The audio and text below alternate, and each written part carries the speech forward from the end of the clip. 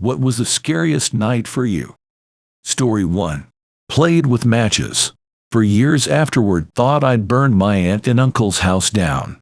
I was staying with them. My cousin and I were lighting matches in the kitchen and throwing them in the sink to put them out. The head of one flew off and landed in the shelving unit by the sink, still smoking. But when we looked for it, we couldn't find it. It was the 80s, so all those "kids, don't play with matches" ads were everywhere. Hours later, we were awakened by my aunt telling us to get out of the house because it was on fire. Watched their house burn to the ground and was terrified to tell them what we'd been doing earlier. I just knew we'd done it. Carried that guilt for years. When I was around 15, which was many years later, I finally told my aunt. She started laughing, and after realizing I'd been thinking this the whole time, hugged me and explained it had been wired in the back bedroom. I was an adult before I finally understood, after learning about how fire marshals investigate fires, that it wasn't just an assumption they'd made and could let go of that guilt. So I guess, technically, the most screwed up thing I did on a sleepover was traumatize myself for years. Story 2. Not a sleepover really. I mean, I guess you could call it that, but I was spending the night at my boyfriend's house, maybe 5 or so months into our relationship. I woke up maybe around 3 a.m. with what I assumed was a runny nose, and my pillow was pretty wet, so I assumed I was drooling all over the place. Half asleep, I wiped my face, and immediately fully woke up in shock because the snot I wiped was really warm. Couldn't see a thing, so I sat up to go to the bathroom, and right when I did, my nose just started pouring out warm liquid, like it was literally just a waterfall of blood coming out of my nose. I immediately sprinted to the bathroom to get toilet paper, which woke my boyfriend up. I told him I had a nosebleed, so he went to turn on the lights just to make sure I was okay. The toilet paper soaked up fast, so I grabbed a hand towel. That soaked up fast, so I resorted to holding my head above the toilet to just let the blood spill out into it. As soon as my boyfriend turned the lights on, he saw at the murder scene that was the bed. Everything was just covered in blood. My clothes, my pillow, the sheets and blanket. Just blood everywhere. I was super lightheaded, but the bleeding eventually stopped and I was fine. We threw everything into the hamper, and for some reason my boyfriend just left it in the washing machine. His mom rushed downstairs in the morning, yelling and waking us up, asking if we were okay, lol. We were both confused until we remembered I got possessed by Satan himself just hours before. Story 3. We were all like 9 or 10-year-old girls, and everyone else had fallen asleep except for me, so I decided I would play a prank on them. I got up and shook a good amount of black pepper in my hand, and went to several of the girls and held it under their noses. What I was thinking would happen was they would wake up sneezing and be like, "Hey, that was silly." But instead they ended up waking up crying because they inhaled pepper, and turns out black pepper being inhaled into a sensitive orifice can really sting. The girls cried so hard that my parents woke up, and I had to explain the whole innocent idea behind my scheme. I felt so bad. Story 4. I was at a sleepover at my best friend's house in 7th grade. Her brother was 2 years old and really cute. All evening he asked if I'd come out with him after everybody was asleep.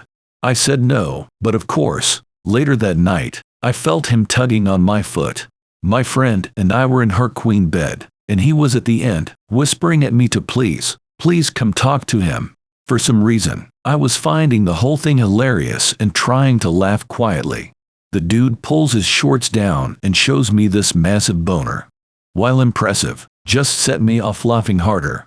Finally, his sister rises straight up like the kid in The Exorcist and screams, "Michael, stop trying to get her to look at your boner." We exchanged a meaningful look, as we heard his mother yell, "God damn it, Michael," and fling her door open. It was too soon for us. I had seen my first adult, and I needed time to process it. We did go out when I was in 9th or 10th grade, but I never saw that beast again. Story 5. I was in the bathroom. I could overhear whispers, so I knew they were going to play a prank on me. I thought the prank would be that they would unexpectedly break the door open while I was in there. So, to surprise them, I decided to only pretend I was on the toilet, and to instead hold the door shut by pushing against it with both palms, adding my weight to the door and preventing it from being pushed open. However, that was not their intended prank. They thought I was on the toilet, far from the door. So their idea was to have a sword thrust unexpectedly through the door. The sword went through the door, and then straight through the palm of my right hand as well. Blood went everywhere. The sword went in and out quickly. I have vague memories of turning the sink on and wrapping my hand with hand towels even while blood spurted throughout the room. I don't remember getting in the car, but apparently I was driven to the emergency room. It's now 20+ years later. The rest of my hand is fine, but I have a small scar of light-colored flesh on my palm where I no longer have any feeling. Usually, when I mention the story, I just say that I was stabbed through by a sword when I was a teenager, without going into detail on the how and why, which is significantly more stupid. The same person who did this prank on I decided to prank someone else by holding a knife right above a sleeping person's eye so that when they woke up the first thing they'd see is a knife blade close up. Thankfully, that particular incident resulted in only a scream, with no physical injuries. Looking back, I suspect he may have been an unhealthy friend to hang out with. Story 6. My friend Chad got permission for me and another friend to sleep over for the night. We hung out all day, but the family had plans to go see his grandfather. We all packed into the car, and when we got to the nursing home, Chad, Travis, and I decided to race around the building. Halfway through, my stomach started rumbling. I squatted in the field behind the building and had the most unholy diarrhea of my life. Much to my surprise, I looked down and realized I hadn't squatted far enough away from my pants, where all of my Hershey squirts had accumulated. I pulled up my pants, shit started dribbling into my shoes, and I walked the walk of shame past the adults at the front entrance to go to the bathroom and see if I could clean myself up. I sat on the toilet with another bout of diarrhea, tears rolling down my face, shit still advancing down my leg, trying to get myself clean when my friend's father came to check up on me. I couldn't tell if he had the look of pity or disgust on his face. We left the nursing home after I was finished expelling the demons from my anus. Chad's parents made me sit on plastic garbage bags in the backseat and had rolled all the windows down for the ride home. Story 7. I bathed my friend. 2 of us stayed at a friend's house in our early teens.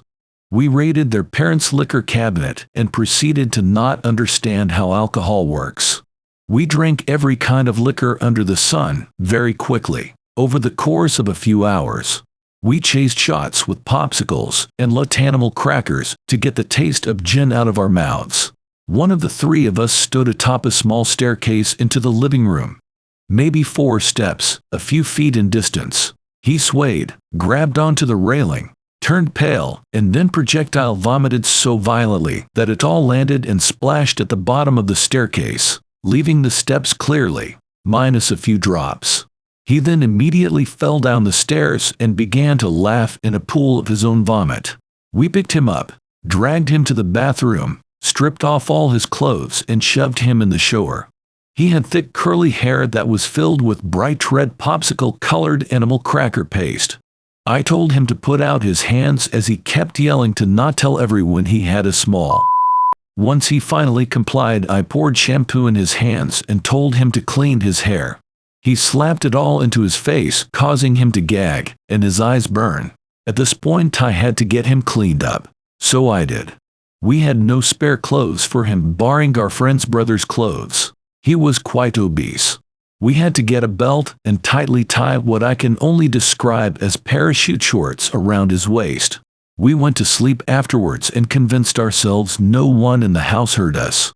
If this story is believed to be untrue, the reason I remember it so well is because that friend shouting about his had a bigger than me, and you never forget finding out your is small.